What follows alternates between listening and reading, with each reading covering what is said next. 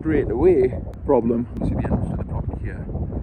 The job is up there. Yep, I'm gonna get sick of this walk very quickly. 2 flights of stairs, 30-metre walk to the house, across this main road here as well.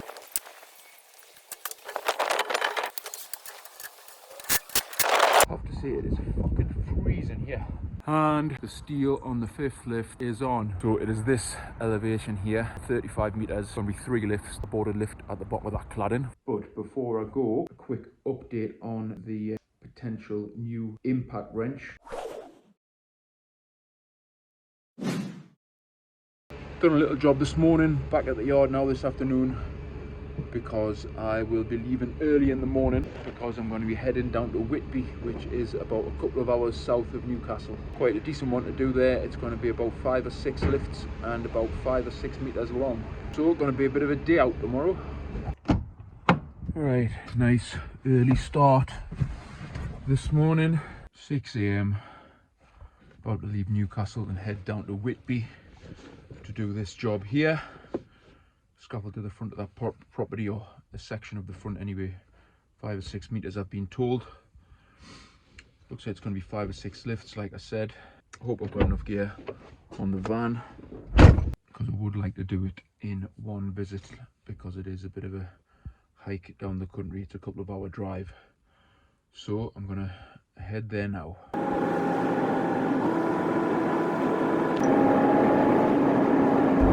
Right, I'm nearly here.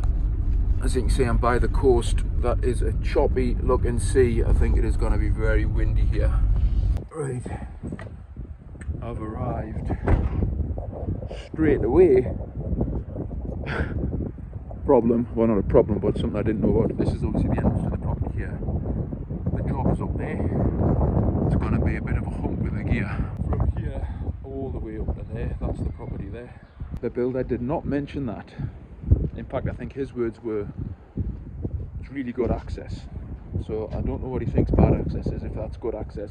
Right, I'm up at the face of the property now. Managed to get in. The owner let me into.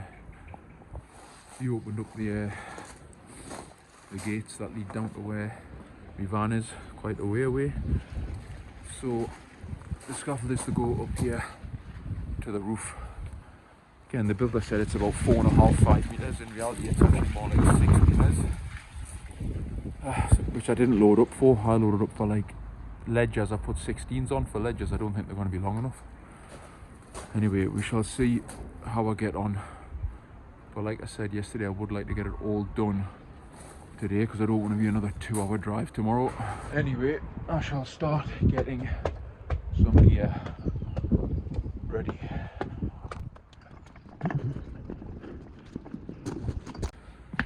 Yep, I'm gonna get sick of this walk very quickly. 2 flights of stairs and about a 30-metre walk to the house, and across this main road here as well.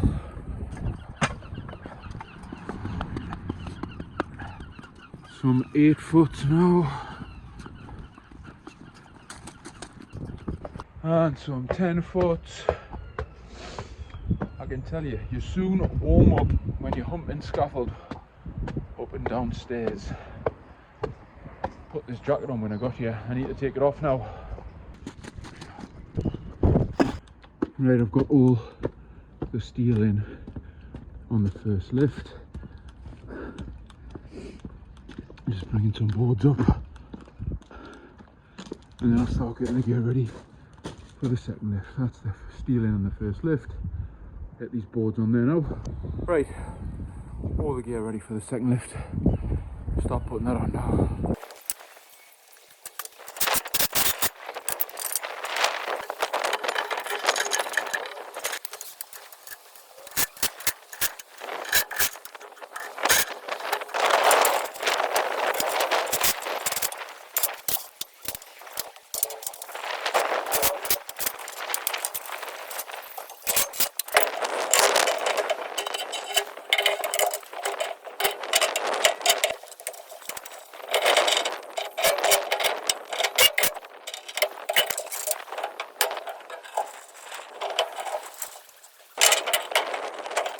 And that is the steel in on the second lift. Up We go now onto the third.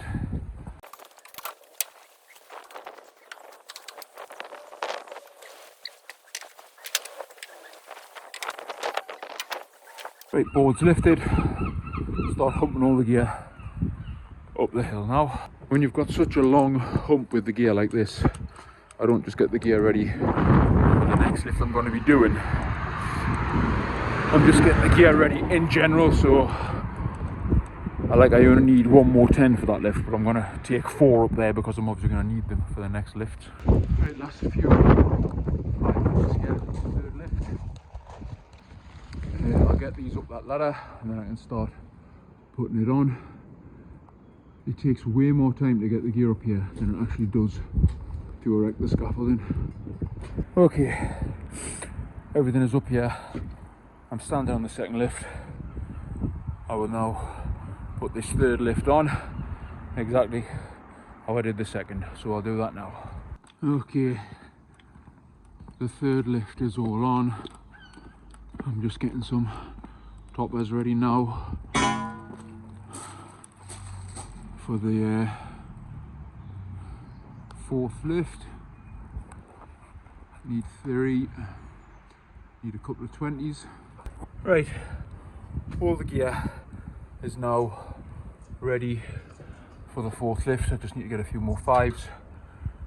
Got all the 16s for ledgers and toppers there, a couple of 20s on the outside for toppers, 8s and 10s for all the bracing. But before I put the fourth lift on, I'm going to quickly fly off to Screwfix because I ordered some wall plugs for the ties. So it's only 3 minutes from here, so I'm going to quickly go there now, get the wall plugs, and then bang a couple of ties in, one at each end. Right, I am back up here. I've been off to Screwfix. I've been and bought some of the plugs, as you can see there. I'm now going to bang a tie in here and what I'm doing around it as well. Okay, ties are in. I have to say it is fucking freezing here. Right, I'm going to jump up now and throw the third lift on.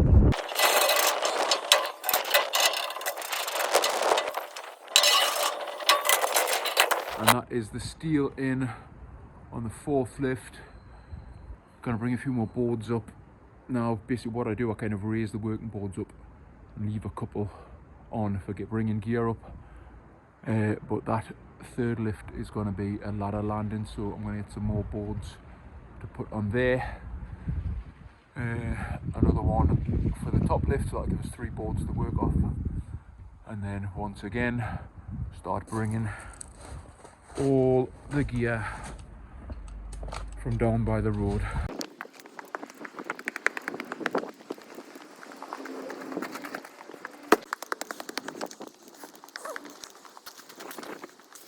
Right, that is everything ready for the 5th and final lift. Got everything stacked on the lifts so I can get my hands on it when I'm on the 4th lift. So that should be everything I need for the top lift now. And the steel on the 5th lift is on. Right, got some more boards up here. Still need a set of short boards for the end. Still need to put a couple of ties in just under this top lift as well. This is the bit where you kind of think, oh, I'm nearly done, but actually there's still loads to do. So much snagging. This bit is by far the longest part of the job.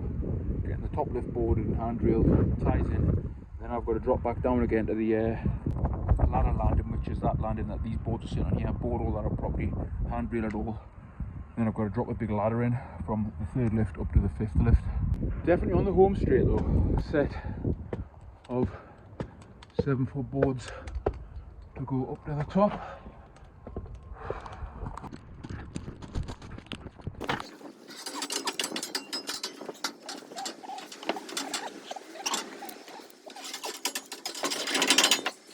I'm glad there's only 2 of them to go up to the top.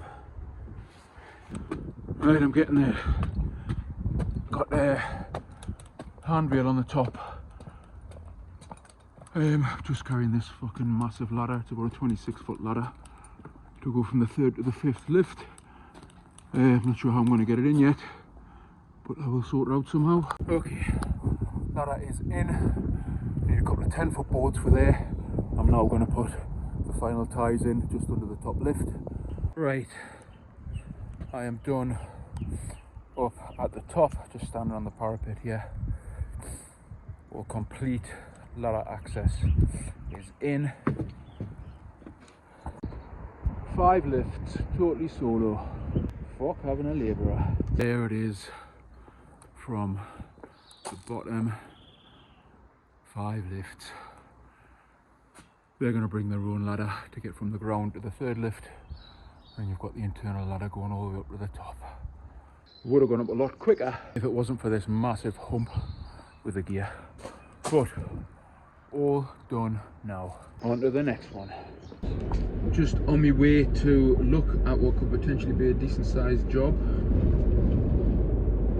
It's on a hotel, and it's to replace some cladding or repair some cladding or something like that. I'm just going to meet the owner of the construction company at the hotel, just to find out exactly what it is. This has been part of my effort to kind of start doing some slightly bigger jobs, or certainly have a bit of variation in my work, because I'm just sick of doing the same old thing, you know, fronts and backs of houses and all this kind of domestic stuff.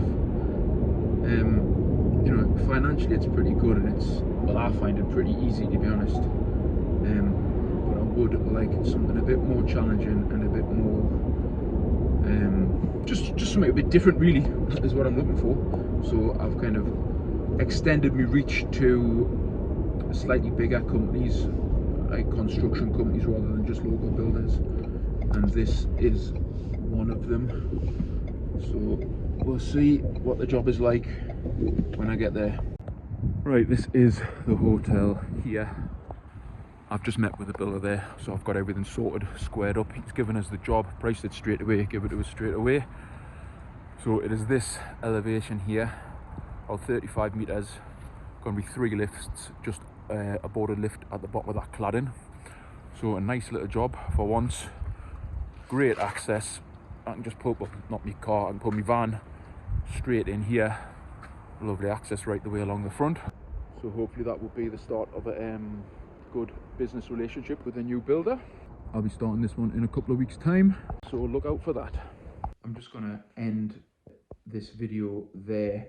It's been a pretty uneventful week, really. I've done a couple of little jobs, a few little strips. The only thing worthy of any note was that 5 lift thing I did down in Whitby, which I filmed, which you've just watched. But before I go, a quick update on the potential new impact wrench. Things are moving forward slowly but surely. Like I said the other day, this is going to be a very long process. Just to get to a concept stage can take 3 to 6 months, but things are definitely going in the right direction. The company is currently performing viability checks to see whether they deem that there is a strong enough potential market for a scaffold specific, for them to create, design, manufacture a scaffold specific impact wrench. The results of the research they're conducting should come back towards the end of February, so it'd be interesting to see what the results of that are and whether they think that it is a viable product.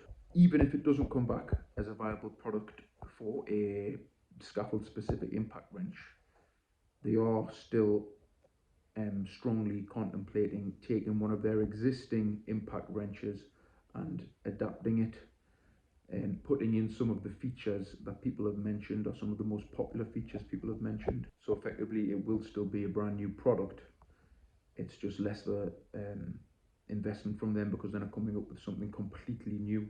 They're just adapting a model that they already have. I still can't really tell you who the company is, but like I say, they do currently have a model which is equivalent to the Makitas and the DeWalts and the Milwaukees, that small compact impact wrench. They do have their own version of that. The only reason you haven't heard of it is because they are not in the domestic market. Their kind of route to market has always been down an industrial route, which they've done from the beginning, and they've grown the company to enormous global scale, so they've never felt it necessary to get into this domestic market, which is what all these kind of the Makita and DeWalt tools that you're most familiar with are classed as.